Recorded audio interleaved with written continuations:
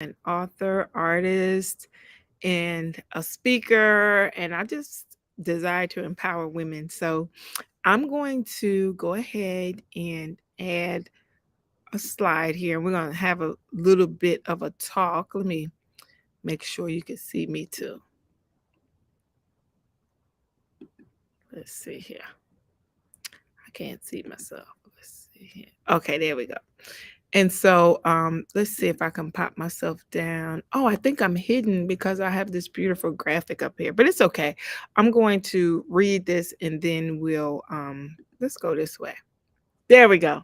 That's good right there. So I'm Celeste Payne, and I am the founder of and your host of Pep Talk with Celeste. And I wanted to just tell you what it was that I'm doing with this podcast and why I was inspired to do it. So this podcast is designed to offer a pep talk to women, mostly in their 40s and 50s. That's who really comes to me and asks me questions. Women that are around my age who are kind of rediscovering themselves and learning different things about themselves and wanting to do a little more maybe after their kids are out of school or they're approaching retirement or just have some dreams that they have not fulfilled yet. And so um our job is to empower them to pursue their dreams and provide some encouragement. And so our podcast, we're going to have different speakers on. We're going to have different coaches, different personal development specialists. I have a lot of information that I'm going to be sharing just because I really like sharing what I know, because what I learned as I was coming up in business is that people aren't necessarily readily sharing information. And though I do agree that certain information there, you should be compensated for certain information that you give, that you should have mutual reciprocation there. um, I do believe that some things I can share to inspire you to go a little bit further, move a little bit, take one step, and not get discouraged, not to throw in the towel. So when we talk about a pep talk, we're talking about like building up your motivation, building up your morale, and encouraging you to go forward and do what it is that you're called to do. And so I'm hoping over these series of podcasts that I can help you in those areas. So I wanted to let you know, even before we get into our topic today, that this is sponsored by Cortazzo Fine Art Gallery, which is my art studio, and Celeste Empowers, which is my kind of like coaching and empowerment arm. And so, of course, I'm going to be sharing information and insight, but I'll also be bringing other ladies on, authors, coaches, experts in particular areas to help motivate you. Okay. So today, I wanted to share a new book that I came out with, and then we're going to get into our topic. Okay. For today. So I released a coloring book called the Black and Beautiful Coloring Book. And if we're a blessing to you, I ask that you go ahead and scan this QR code, order a copy, and it'll help support what it is that I'm doing. As well as in your top left-hand corner, if something that I say inspires you, motivates you, and you feel led to support our podcast, we would definitely love to have you as a supporter. And so, with that being said, I'm going to go into our topic today. Today, as I was preparing to come into my studio, if you don't know, I own an art studio slash gallery in Baton Rouge, Louisiana. And what I do is host paint parties as a way of self care. And I also host different types of uh, empowerment sessions, I guess you would call them. And my motto here is that this is the place where creativity meets empowerment. And so what I know is that as I create an environment of creativity, it doesn't just stay on a canvas. It opens up your mind, it relaxes your body, it releases um, positivity and calmness over your life, that you can actually think about what it is that you want to do. So we're 5 minutes in, and I want to get to our topic. So this morning, as I was getting ready to uh, prepare to come to the studio, there were three things that came to my mind as I was preparing, which was that in order to be successful, you have to change your outlook, you have to change your attitude, and you have to change your approach. And so we're going to jump into that, and I'm going to share a little bit with you.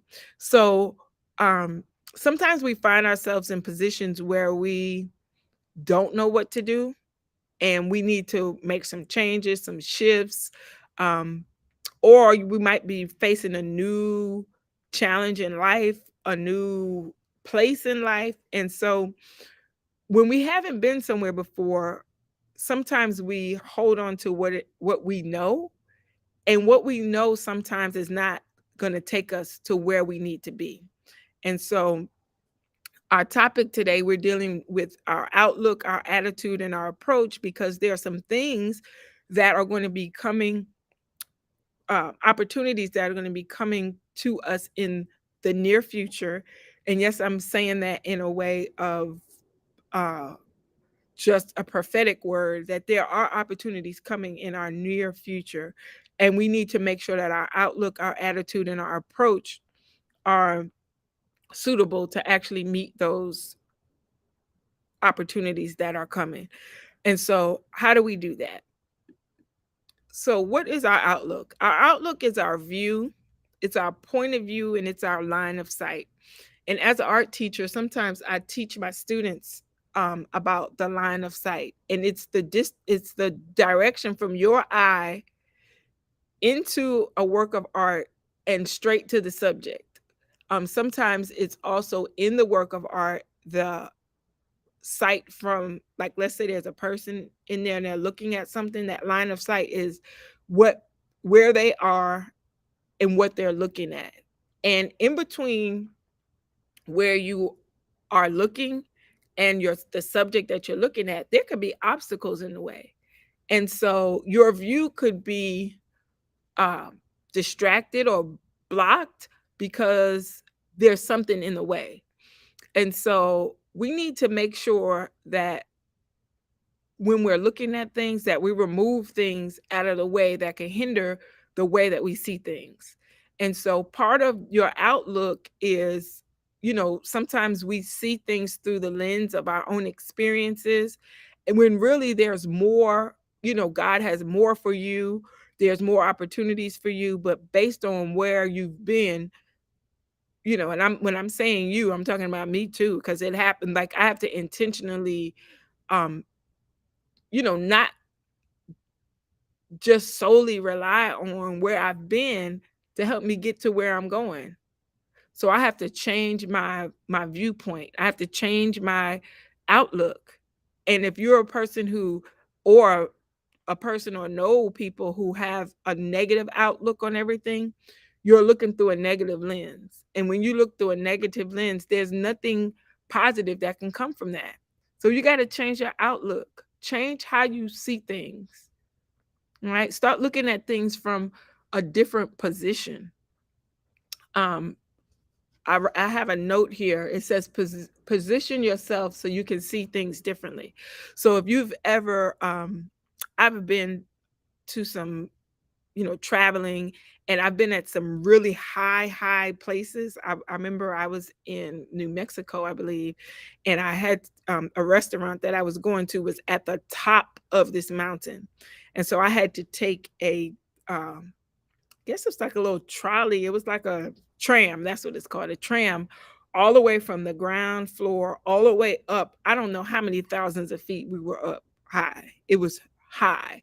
And so I had to go through the fear of getting from the ground up to this place, and then allow my body to adjust to this new viewpoint. But when I looked down, the things that were on the ground, which could have looked really, they were really big in person, they were really small once I got up to the top of the mountain. And you need to know that some of the problems that you're facing, some of the issues and obstacles that you're facing, when you get to a new position and get to a new vantage point, those things that seem huge are now small.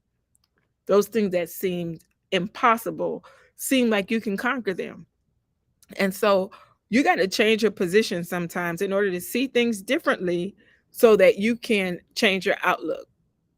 Number two is you need to, we all need to change our attitude at times. And what is our attitude? Our attitude is a settled way of thinking or feeling about something or someone, typically one that is reflected in a person's behavior. So I don't know if you've ever looked at your behavior before. I have done it. And there's times when I have to go back and say, okay, why am I behaving like this? And a lot of times, if I'm like in a funky attitude or not behaving the way I want to behave, it's usually because of fear, because I'm afraid, or disappointment. So I might be disappointed because something didn't work out my way, and I might be afraid because I don't know what to do.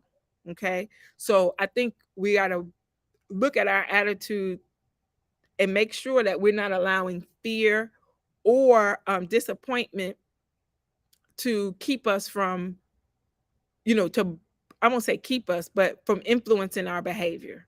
So sometimes we allow things to influence our behavior, which changes our, makes our attitude just not something pleasing.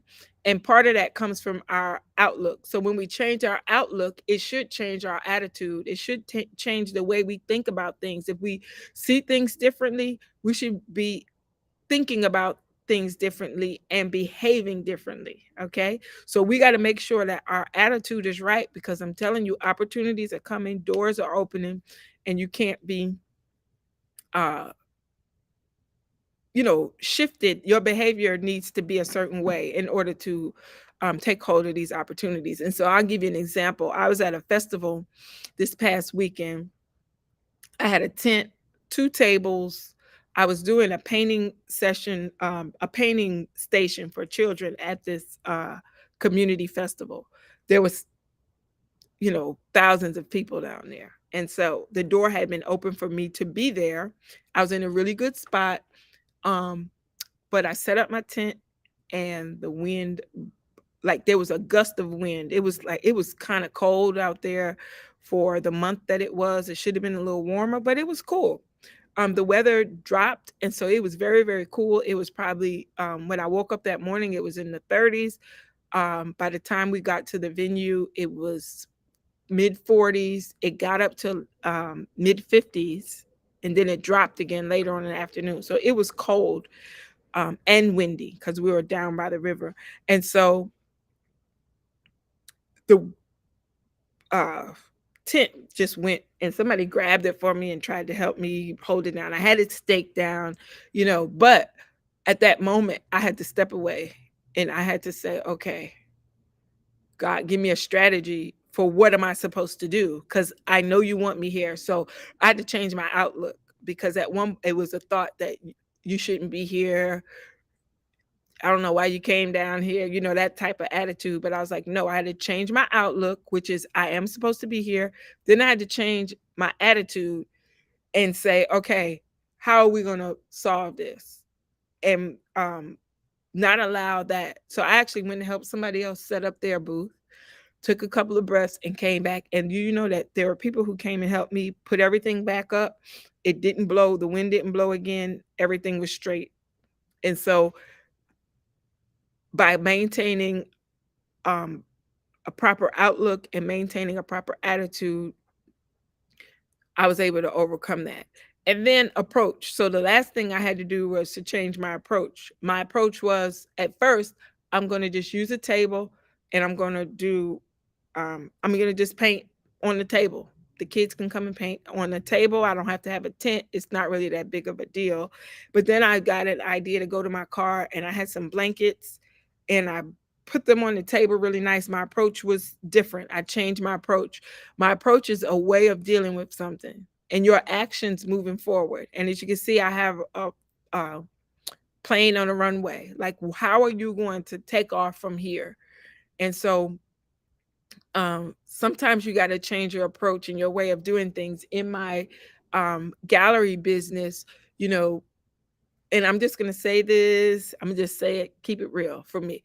Sometimes when God blesses us with a business, we think everything's just going to drop in our hands. So I got a building, I have some, some marketing materials, I put it out there, and then I'm expecting like all of this to come. And that could happen.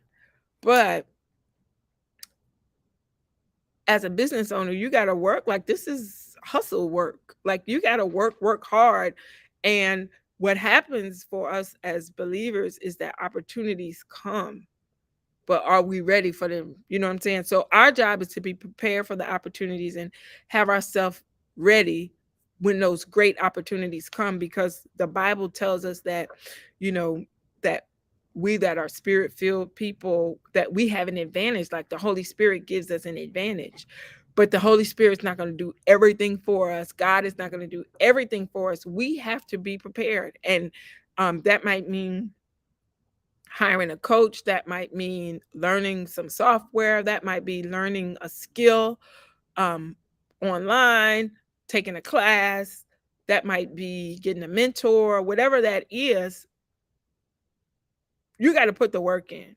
And so you have to master your approach and how you're going to, not only do things on a daily basis, but how do you get up after an obstacle has come into your way, right? What's your approach after that? What's your way of dealing with something after it may have not gone the way that you wanted to do? What are your actions moving forward?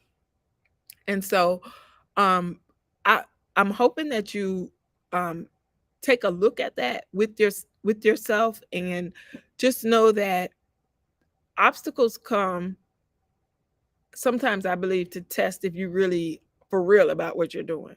Because sometimes we say we're for real about what we're doing, and obstacle comes, and then we're like, I'm quitting. I'm not doing this anymore.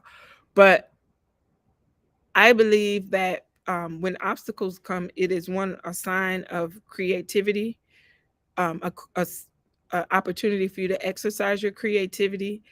Two, it is a sign that you are um, when problems come. And somebody told me this. I was in a leadership class, and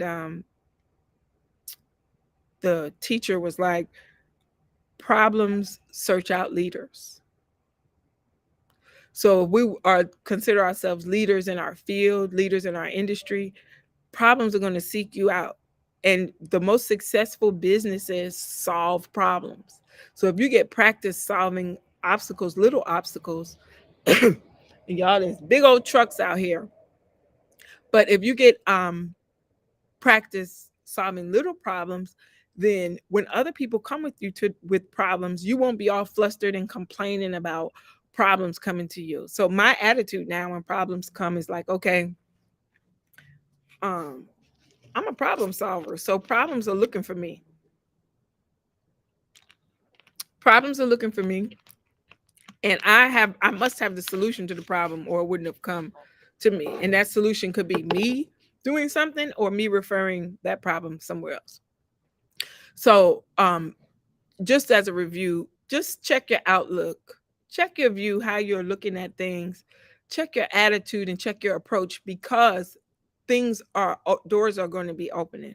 We're getting ready to experience some new opportunities, some new audiences, some new um, spaces and places, some new positions.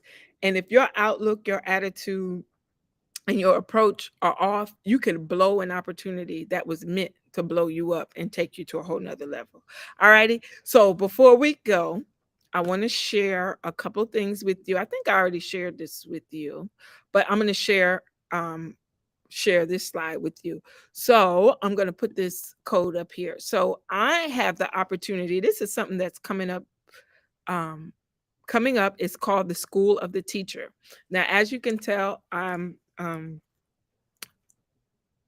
teach art, but I'm also an actual certified teacher, as well as I teach Bible classes and Sunday schools, and even minister um, on platforms, and do all that speaking and stuff. So um, But for years, I had been doing a community Bible study where I would literally find topics and teach classes, open them up, and allow people to come and be ministered to that way. So um, there are several of you out there who are teachers, and the course that I am going to be an instructor on is with Apostle Dewan Holmes. It's called the School of the Teacher.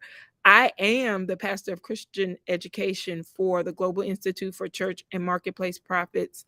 And so we're going to equip you as a Bible teacher with so many different topics. If you scan the code, it'll list many of the topics that we're going to be talking about and how you can embrace your teacher, that gift of the teacher, because you know, and I'm not knocking other gifts, but there's a lot of emphasis on apostles, pastors, evangelists, prophets, but there's not, like, you don't see people being ordained as a teacher, but you see them being you know put in offices as apostles, prophets, evangelists. You don't really see that many teachers.